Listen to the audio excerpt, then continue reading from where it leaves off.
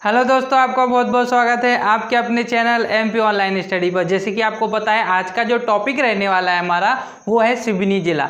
आज जो है हम जबलपुर संभाग के अंतर्गत जो जिला आता है जिसको हम बोलते हैं सिवनी जिला। तो संपूर्ण डिस्कशन जो है सिवनी जिले पर आज हम डिस्कशन करने वाले हैं। साथ ही साथ इसके जो है राष्ट्रीय राजमार्ग, सिवनी जिले के अंतर्गत आपको किस प्रकार के राष्ट्रीय राजमार्ग देखने को मिलेंगे, सिवनी जिले की जो सीमा है वो किन राज्यों के किन जिलों के साथ और महाराष्ट्र के साथ भी लगती है उस पर डिस्कशन करने वाले हैं। साथ ही साथ आपको इसमें दो चीज़ जो है इंपॉर्टेंट याद रखना है। एक आपको मिट्टी का बांध याद रखना है जो आपका सिवनी जिले के अंतर्गत आता है। दूसरा आपको पेंच राष्ट्रीय उद्यान याद रखना है। जैसे कि बात करें हम पेंच राष्ट्रीय उद्यान की, तो उससे रिलेटेड मैं ऑलरेडी वीडियो अपलोड कर चुका हूँ जिसमें मध्य प्रदेश के सभी राष्ट्रीय उद्यानों को हमने डीपली डिस्कशन किया। एक पर्टिकुलर वीडियो में मैंने वो सारी चीज़ आपको बताई है। अगर आपने वो वीडियो नहीं देखी है तो वीडियो जरूर देखें ताकि राष्ट्रीय उद्यान से रिलेटेड सारे फैक्ट आपके क्लियर हो सकें।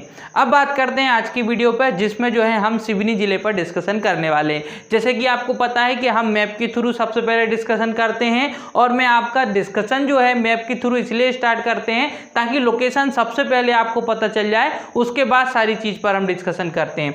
तो सबसे पहले हम बात करेंगे लोकेशन की अगर हम बात करें तो लोकेशन के आधार पर या इसकी स्थिति के आधार पर आप देखेंगे सिवनी जिले की स्थिति अगर आप देखेंगे तो आपको देखने को मिलेगा जो मध्य प्रदेश का मैप है, एमपी का जो मैप है उसमें दक्षिण जिले में देखने को मिलेंगे। जितने भी दक्षिण क्षेत्र में जितने भी जिले पाए जाते हैं जैसे कि छिंदवाड़ा हो जाएगा आपका, बैतूल हो जाएगा आपका, बालाघाट हो जाएगा आपका। तो जैसे कि छिंदवाड़ा और दूसरी तरफ बालाघाट, छिंदवाड़ा और बालाघाट के बीच में पाया जाता है आपका सिवनी जिला। तो ये चीज़ याद रखना है। दूसरी बात इसमें याद रखना है कि सिवनी जिला जो है वो जबलपुर संभाग के अंतर्गत आता है। ठीक है, ये चीज़ आपको इसमें याद रखना है। अब हम बात करते हैं कि जो सिवनी जिला है इस सिवनी जिले के चारों ओर कौन कौन से जिले पाए जाते हैं, एक एक चीज़ पर डिस्कशन करते चलेंगे। उसके बाद मैं आपको ये भी बताऊंगा कि कौन सा राष्ट्रीय राजमार्ग किस जिले के अंतर्गत जाता है। तो सबसे पहले हम डिस्कशन करते हैं कि कौन सा जिला कहाँ पाया जाता है। देखिए जैसे कि ये हो जाएगा सिवनी जिला। सिवनी जिले की अगर हम दक्षिण की बाउंड्री की बात करें, ये जो दक्षिण की सीमा है सिवनी जिले की, ये जो दक्षिण की सीमा है ये कहाँ, ये लगती है महाराष्ट्र के साथ। और महाराष्ट्र में मेन तौर पे आप देखेंगे नागपुर के साथ। तो महाराष्ट्र की जो सीमा के साथ जो है वो सिवनी जिले की सीमा का साझा होता है और यहाँ पर आपको महाराष्ट्र की सीमा देखने को मिलेगी। ठीक है, तो यहाँ पर हो गया आपका महाराष्ट्र राज्य हो जाएगा। अब बात करते हैं हम पश्चिम की। अगर हम सिवनी जिले के पश्चिम में जाएंगे तो आपको देखने को मिलेगा छिंदवाड़ा जिला। कौन सा जिला देखने को मिलेगा, छिंदवाड़ा जिला देखने को मिलेगा। तो यहाँ आपको कौन सा जिला देखने को मिलेगा, छिंदवाड़ा। मतलब सिवनी जिले के पश्चिम में कौन सा जिला है, छिंदवाड़ा जिला है। फिर बात करते हैं उत्तर में। तो उत्तर में आप समझिए पहले यहाँ पर हम देखेंगे फिर ये वाला क्षेत्र देखेंगे। ये जो बाउंड्री आपको देखने को मिल रही है यहाँ से लेकर यहाँ तक की बाउंड्री, ये लगती है नरसिंहपुर जिले के साथ। कौन से जिले के साथ, नरसिंहपुर जिले के साथ। जब नरसिंहपुर से रिलेटेड वीडियो मैंने आपको बताई थी उसमें ये भी बताया था कि गन्ना उत्पादन में प्रथम स्थान कौन रखता है, नरसिंहपुर जिला प्रथम स्थान रखता है। ये चीज़ मैंने आपको बताई थी इसलिए इंपॉर्टेंट है, इसलिए फिर से उसको रिपीट किया।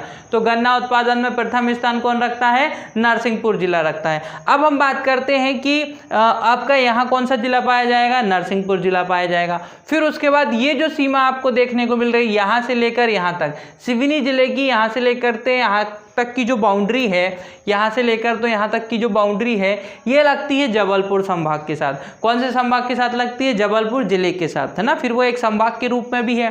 तो यहाँ आपको जबलपुर संभाग या जबलपुर जिला आपको कहाँ देखने को मिलेगा, इस क्षेत्र में देखने को मिलेगा। साथ ही साथ आपको इसमें क्या याद रखना है, इसमें याद रखना है जबलपुर में आपको भेड़ाघाट याद रखना है, जबलपुर में नर्मदापुरम याद रखना है ना, नर्मदा नदी याद रखना है।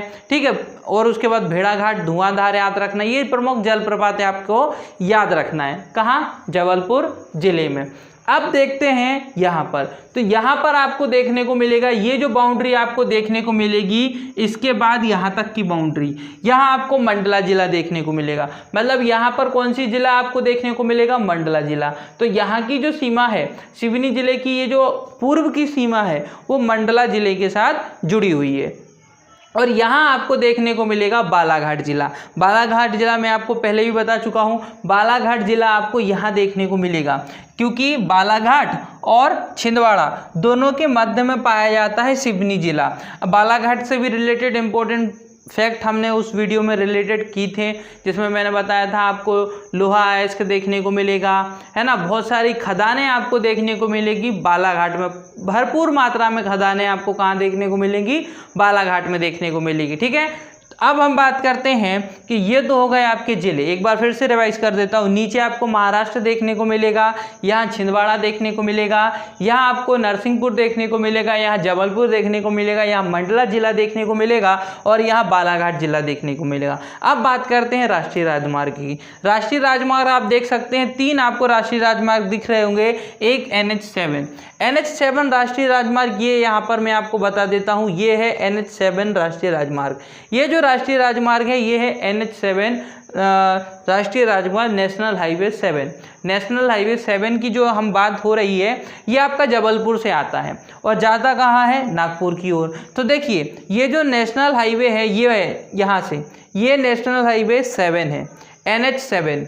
ठीक है, अब ये आता कहाँ से है, तो ये नरसिंहपुर जिले, जबलपुर जिले से होता हुआ ये नागपुर में जाता है। तो यहाँ लिखेंगे ये जो राष्ट्रीय राजमार्ग जो नीचे की ओर जा रहा है, यहाँ से आप जाएंगे तो ये कौन सी बाउंड्री लग जाएगी, महाराष्ट्र की बाउंड्री। महाराष्ट्र में कहाँ जाता है, तो वो जाता है अपना नागपुर जिला।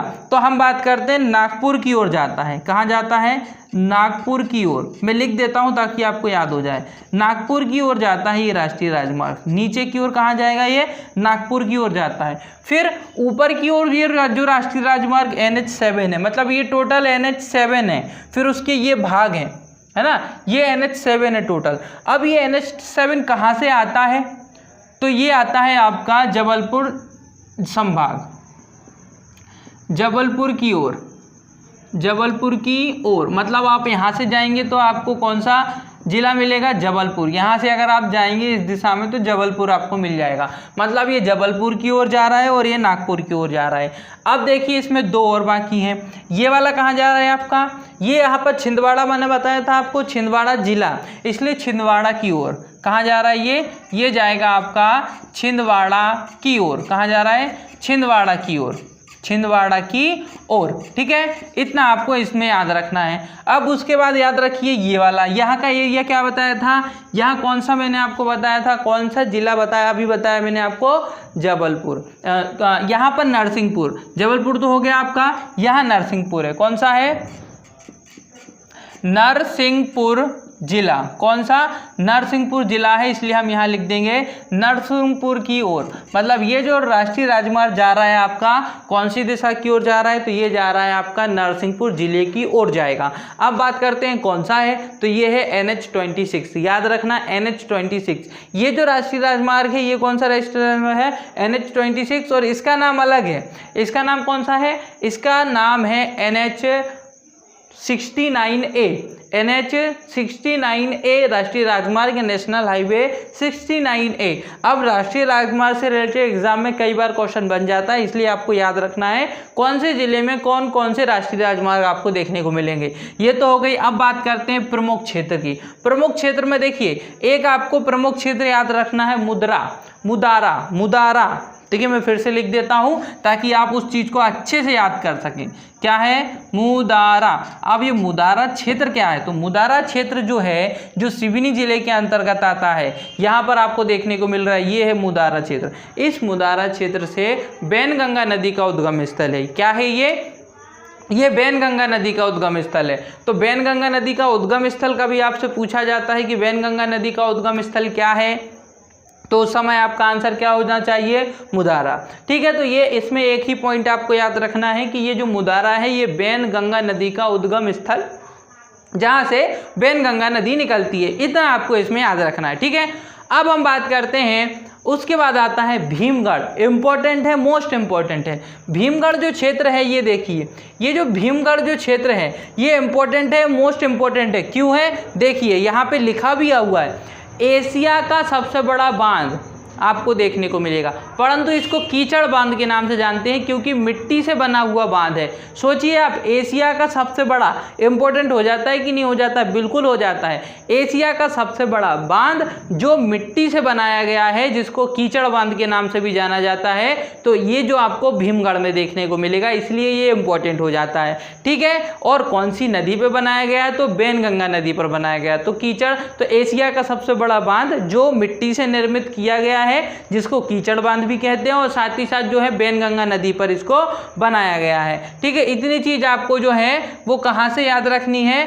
भीमगढ़ से याद रखनी है। भीमगढ़ से आपको सिर्फ इतनी ही चीज याद रखनी है। अब बात करते हैं सिवनी जिला। सिवनी जिले को कई नाम से पुकारा जाता है, कई इसके दूसरे नाम भी आपको देखने को मिलेंगे। सिवनी जिले के तीन अलग नाम है, तीन नाम है इसके। क्यों है वो समझिए। एक तो इसको जो है मध्य प्रदेश का लखनऊ, मध्य प्रदेश के लखनऊ के नाम से जाना जाता है सिवनी को। कई बार एग्जाम में प्रश्न पूछ लिया जाता है कि सिवनी को किस नाम से जाना जाता है, या फिर मध्य प्रदेश का लखनऊ किसे कहा जाता है? तो मध्य प्रदेश का लखनऊ कहा जाता है सिवनी जिला को। तो याद रखना, सिवनी जिला जो है इसको मध्य प्रदेश का लखनऊ कहा जाता है। देखिए यहाँ पे लिखा हुआ है मध्य प्रदेश का लखनऊ, ये अन्य नाम है आपके सिवनी जिले के। और यहाँ पे समुद्रीय घोड़ा, क्योंकि इसकी आकृति आपको घोड़े के समान देखने को मिलेगी। समुद्रीय जो घोड़ा होता है उसकी जैसी आकृति होती है, वैसी आकृति आपको सिवनी जिले की देखने को मिलेगी, इसलिए सिवनी जिले को समुद्री घोड़े के नाम से भी जाना जाता है। फिर उसके बाद जो है सी हॉर्स आकृति आपको देखने को मिलेगी। कौन सी आकृति देखने को मिलेगी? सी हॉर्स आकृति। इसकी आकृति को हम सी हॉर्स आकृति के नाम से भी जानते हैं, साथ ही साथ इसको समुद्री घोड़ा भी कहते हैं, और साथ ही साथ मध्य प्रदेश का लखनऊ भी जो है वो सिवनी जिले को जाना जाता है। तो सिवनी जिले से इतनी चीज़ें इंपॉर्टेंट हो जाती हैं। फिर बात करते हैं नामकरण। नामकरण सिवनी किस आधार पर बना? तो सियोना वृक्ष है, एक वृक्ष पाया जाता है सियोना वृक्ष। सियोना वृक्ष के आधार पे ही सिवनी जिले का नाम सिवनी पड़ा। साथ ही साथ बात करें अगर हम सियोना वृक्ष, तो ये आपको सिवनी जिले में भरपूर मात्रा में देखने को मिलेगा सिवनी वृक्ष। सिवनी वृक्ष जो होता है इसकी लकड़ी से ढोलक बनाई जाती है। ढोलक बनाने के लिए जिस लकड़ी का उपयोग किया जाता है, उस लकड़ी की अगर हम बात करें, उस लकड़ी की प्राप्ति सिवनी जिले से होती है। इसलिए जो है सिवनी जिले का नाम जो है सियोना के आधार पर सिवनी जिला पड़ा। और जो सियोना वृक्ष होता है उसकी लकड़ी से ढोलक बनाई जाती है। इतनी चीज आपको याद रखना है। ठीक है, ये आपको याद रखना है इसके नामकरण। नामकरण किस आधार पे बना? ठीक है, क्योंकि सियोना वृक्ष पाया जाता है, साथ ही साथ ढोलक बनाने में उसका उपयोग किया जाता है। नदी दो यहाँ देखने को मिलेंगी, एक बैनगंगा और एक पेंच नदी। पेंच नदी पर तो पेंच राष्ट्रीय उद्यान आपको देखने को मिलेगा। अभी उस पर जो है हम डीपली डिस्कशन करने वाले हैं। पेंच राष्ट्रीय उद्यान आपको पेंच नदी पर देखने को मिलेगा, और बैनगंगा नदी भी देखने को मिलेगी। बैनगंगा नदी अभी मैंने आपको बताया उद्गम स्थल क्या है? उद्गम स्थल मुदारा इसका उद्गम स्थल है। बैनगंगा नदी जो है वो आपकी दक्षिण की ओर प्रवाहित होती है। कई बार पूछ लिया जाता है दक्षिण की ओर प्रवाहित होने वाली एकमात्र नदी, क्योंकि ये दक्षिण की ओर जाती है और महाराष्ट्र में गोदावरी नदी में जाके मिल जाती है। कौन सी नदी में? बैनगंगा नदी और वर्धा नदी, ये दो नदियां आपस में मिलती हैं। बैनगंगा नदी और वर्धा नदी आपस में मिलती है, वो दक्षिण की ओर जाती हैं। दक्षिण की ओर मतलब नीचे की ओर, नीचे की ओर जाती है। और नीचे महाराष्ट्र है, तो महाराष्ट्र में एक नदी है गोदावरी नदी, सबको पता है। उस गोदावरी नदी में जाके मिल जाती है कौन सी नदी? बैनगंगा नदी। तो दक्षिण की ओर प्रवाहित होती है, दक्षिण की ओर बहती है। तो कई बार प्रश्न पूछ लिया जाता है कि मध्य प्रदेश की कौन सी नदी है जिसका प्रवाह दक्षिण की ओर है, जो दक्षिण की ओर बहती है? तो वो बैनगंगा नदी है, और उसका उद्गम स्थल सिवनी आपको याद रखना है। ठीक है, अब बात करते हैं इसके बाद राष्ट्रीय राजमार्ग। ये मैं आपको बता चुका हूं, NH69A देखने को मिलेगा, NH26 देखने को मिलेगा, और NH7। ये तीन राष्ट्रीय राजमार्ग जो है आपको सिवनी जिले में देखने को मिलेंगे। ठीक है, इतनी चीज आपको इसमें याद रखना है। अब क्षेत्रफल की भी बात कर लेते हैं, क्योंकि छोटा सा जिला है इसलिए क्षेत्रफल पूछ लिया जाता है। बड़े जिले का क्षेत्रफल पूछ लिया जाता है, छोटे जिले का कई बार क्षेत्रफल पूछ लिया जाता है। तो अगर आप क्षेत्रफल के आधार पर देखेंगे सिवनी का, तो देखिए क्षेत्रफल के आधार पर अगर आप सिवनी जिले को देखेंगे तो यहाँ आपको देखने को मिलेगा 8,758 वर्ग किलोमीटर, है ना। आपको देखने को मिलेगा 8,758 वर्ग किलोमीटर, है ना, इतना आपको क्षेत्रफल देखने को मिलेगा किसका, सिवनी जिले का। ठीक है, फिर बात करते हैं जनघनत्व। जनघनत्व मतलब आपको 1 वर्ग किलोमीटर, 1 वर्ग किलोमीटर मतलब 1 किलोमीटर वर्ग जो क्षेत्र आता है उसके अंतर्गत आपको कितने व्यक्ति देखने को मिलेंगे, तो आपको जो है 157, कितने, 157 आपको व्यक्ति मतलब जो है देखने को मिलेंगे आपको 1 किलोमीटर के क्षेत्रफल के अंतर्गत, वो होता है आपका जनघनत्व। फिर लिंगानुपात की बात आती है तो उसमें भी मैं डिस्कशन कर चुका हूँ कि लिंगानुपात का निर्धारण जो किया जाता है वो 100 पुरुषों पर किया जाता है। 100 पुरुष पर कितनी महिलाएं उस जिले के अंतर्गत हैं वो कहलाता है आपका लिंगानुपात। तो बात करें अगर हम सिवनी जिले की लिंगानुपात की तो 982 लिंगानुपात देखने को मिलता है, जो कि कम है ना, जो कि कम है। सही लिंगानुपात क्या कहलाता है, जितने पुरुष हों उतनी ही महिला अगर हैं तो वो, जैसे कि 100,000 पुरुष हैं और 1000 ही आपको महिला अगर देखने को मिलेंगी किसी भी जिले में, तो वो आपका एक सही लिंगानुपात कहलाता है। ठीक है, ये लिंगानुपात थोड़ा सा कम हो गया है, कहाँ का, सिवनी जिले का। फिर बात करते हैं सिवनी जिले में कई एकमात्र चीज़ भी हैं और कई एक प्रथम चीज़ भी हैं जो केवल आपको सिवनी जिले में देखने को मिलेंगी और कहीं नहीं देखने को मिलेगा। ठीक है, तो उस पर भी थोड़ा सा डिस्कशन कर लेते हैं। जैसे कि एक आपको देखने को मिलेगा काली कुच चावल। काली कुच चावल जो है इसको जो है लखनादौन का चावल भी कहा जाता है, लखनादौन का चावल भी हो जाता है, ये क्षेत्र भी है, इसलिए काली कुच चावल। तो कभी क्वेश्चन आ जाता है कि काली कुच चावल कहाँ प्राप्त होता है, तो काली कुच चावल जो है वो हमको कहाँ प्राप्त होता है, सिवनी जिले में प्राप्त होता है, जो कि एकमात्र हो जाएगा। अच्छा, मोगली लैंड यहाँ पर इंपॉर्टेंट है। क्या इंपॉर्टेंट है, मोगली लैंड, क्योंकि इस पर एक फिल्म भी आई थी, मोगली लैंड के आधार पर एक फिल्म भी बनी थी, है ना। मोगली लैंड का कुछ क्षेत्रफल आपको कहाँ देखने को मिलेगा, सिवनी में देखने को मिलेगा। हालांकि इसका छोटा सा क्षेत्रफल आपको छिंदवाड़ा में भी देखने को मिलेगा। जो छिंदवाड़ा आपका सिवनी जिले से लगा हुआ है वो छिंदवाड़ा जिला, वहाँ पे भी आपको छोटा सा मोगली लैंड देखने को मिलेगा, जो जहाँ पर जो है मोगली रहा करता था वहाँ का क्षेत्र आपको देखने को मिलेगा। पार्क के रूप में अभी ये प्रेजेंट है, प्रिय दर्शनीय पार्क के रूप में इसको जाना जाता है मोगली लैंड को। तो मोगली लैंड से कभी क्वेश्चन आता है तो 2 जिले आपको याद रखना है, एक छिंदवाड़ा याद रखना है और एक आपको याद रखना है सिवनी। तो सिवनी जिला और छिंदवाड़ा जिला दोनों आपको मोगली लैंड से याद रखना है। फिर बात करते हैं सबसे बड़ा सरकारी सोयाबीन फैक्ट्री। देखिए, सबसे बड़ी सोयाबीन फैक्ट्री की बात हो रही है, जो कि सरकारी फैक्ट्री की बात हो रही है। थोड़ा सा क्वेश्चन को हम ना सही तरीके से पढ़ेंगे तभी हम सही करेक्ट लगा पाएंगे, क्योंकि सबसे बड़ी सोयाबीन संयंत्र की बात करें तो उज्जैन में है ना। सोयाबीन सबसे ज़्यादा अगर केंद्र की बात करें तो इंदौर में है। लेकिन अगर सरकारी फैक्ट्री की बात करें, सबसे बड़ी सोयाबीन सरकारी फैक्ट्री, तो वो आपको कहाँ देखने को मिलेगी, तो वो आपको सिवनी जिले में देखने को मिलेगी। क्वेश्चन चेंज होता रहते हैं, परंतु कई बार हम उसी चीज़ को टिक करके आ जाते हैं और इंदौर करेक्ट करके आ जाएंगे। परंतु देखना यहाँ पर क्वेश्चन क्या है, सबसे बड़ा सरकारी सोयाबीन फैक्ट्री, सबसे बड़ी आपको सरकारी सोयाबीन फैक्ट्री कहाँ देखने को मिलेगी, तो वो आपको देखने को मिलेगी सिवनी जिले में। PPP मॉडल का एकमात्र कॉलेज आपको कहाँ देखने को मिलेगा, PPP मॉडल का एकमात्र कॉलेज आपको कहाँ देखने को मिलेगा, तो ये भी आपको सिवनी जिले में देखने को मिलेगा। कौन से जिले में देखने को मिलेगा, सिवनी जिले में। तो इतनी सारी चीज़ें आप इसमें याद करते हुए चलिए तो काफ़ी आपको बेनिफिट होने वाला है। अब बात करते हैं पेंच राष्ट्रीय उद्यान की। पेंच राष्ट्रीय उद्यान की अगर हम बात करें तो इसकी स्थापना 1975 में की गई थी, है ना। फिर इसको प्रोजेक्ट टाइगर में भी शामिल किया गया था। 1992-93 के लगभग जो है इसको प्रोजेक्ट टाइगर में शामिल किया गया था। तो ये 2 फैक्ट आपको याद रखना है। सबसे पहले तो कोई भी हम क्षेत्र की बात करें तो वहाँ पर जो है वृक्षों को सुरक्षित रखने के लिए, वृक्षों का संरक्षण करने के लिए, जानवरों को बचाने के लिए, उनको सुरक्षित रखने के लिए एक क्षेत्र का निर्धारण किया जाता है, एक जोन का निर्धारण किया जाता है, जिसको एक अभ्यारण्य के रूप में लिया जाता है। धीरे धीरे अभ्यारण्य को राष्ट्रीय राजमार्ग बना दिया जाता है, मतलब राष्ट्रीय पार्क बना दिया जाता है, राष्ट्रीय उद्यान बना दिया जाता है।